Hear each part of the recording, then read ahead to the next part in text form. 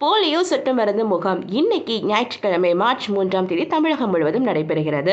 தமிழகத்தில் உள்ள அரசு ஆரம்ப சுகாதார நிலையங்கள், அரசு மருத்துவமனைகள், அங்கன்வாடி மையங்கள், சத்துணவு மையங்கள், பள்ளிகள் மற்றும் முக்கிய இடங்கள் என மொத்தம் 43,051 மையங்களில் நடைபெறுகின்றது. இம்மையங்களில் 57.84 லட்சம் குழந்தைகளுக்கு போலியோ சொட்டு மருந்து வழங்க இலக்கு நிர்ணயிக்கப்பட்டு அனைத்து ஏற்பாடுகளும் விரிவாக செய்யப்பட்டுள்ளன. யுனிசெஃப், உலக சுகாதார நிறுவனம் மற்றும் பன்னாட்டு ரோட்டரி சங்கங்கள் போலியோ முகாம் பணிகளுக்கு உறுதுணையாக உள்ளன. இந்த போலியோ சொட்டு மருந்து முகாமின் முக்கிய அம்சங்கள் என்னன்னு தெரியுமா உங்களுக்கு? சொட்டு மருந்து வழங்கும் மையங்கள் காலை 7 மணி முதல் மாலை 5 மணி வரை செயல்படும். 5 வயதுக்கு உட்பட்ட அனைத்து குழந்தைகளுக்கும் மார்ச் 3 அதாவது இன்னைக்கு போலியோ சொட்டு மருந்து வழங்கப்படும். தடுப்பு மருந்து கொடுக்கும் முன் சோப்பு கொண்டு கை கழுவுவது உபயோகப்படுத்துவது கட்டாயமாக்கப்பட்டுள்ளது. தேசிய தடுப்பூசி அட்டவணைப்படி ஓரிரு நாட்களுக்கு முன் போலியோ சொட்டு மருந்து வழங்கப்பட்டிருந்தாலும் முகாம் நாளில் மீண்டும் சொட்டு மருந்து வழங்கப்பட வேண்டும். அண்மையில் பிறந்த குழந்தைகளுக்கும் முகாம் அன்று சொட்டு மருந்து கொடுப்பது அவசியமாகும். விடுபடும் குழந்தைகளை கண்டறிய சொட்டு மருந்து வழங்கப்படும் குழந்தைகளுக்கு இடது கை சுண்டு விரலில் மை வைக்கப்படும். முகாம் நாளன்று போலியோ சொட்டு மருந்து வழங்க தனியார் மருத்துவர்களும் மருத்துவமனைகளும் அறிவுறுத்தப்பட்டுள்ளனர். புலம்பெயர்ந்து வாழும் பெற்றோர்களின் குழந்தைகளுக்கும் முகாம் நாளன்று போலியோ சொட்டு மருந்து வழங்கப்படும்.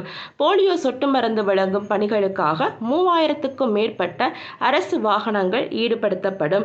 போலியோ சொட்டு மருந்து முகாம் நாளில் பயணிக்கும் குழந்தைகளின் வசதிக்காக முக்கிய பேருந்து நிலையங்கள், ரயில் நிலையங்கள், சோதனை சாவடிகள், விமான நிலையங்களில் பயண வழி மையங்கள் சொட்டு மருந்து வழங்க ஏற்பாடுகள் செய்யப்பட்டுள்ளன. அதாவது டிரான்சிட் பூத்ஸ் அப்படின்னு சொல்லுவாங்க.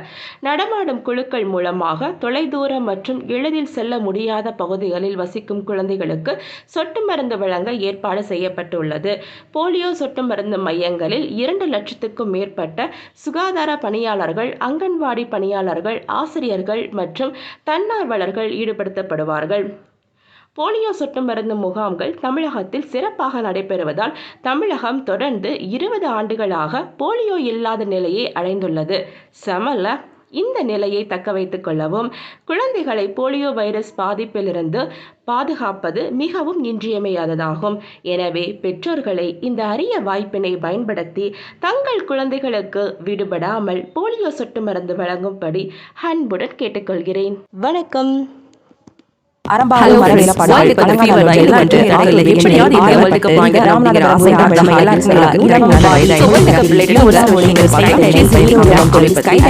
பண்ணும்போது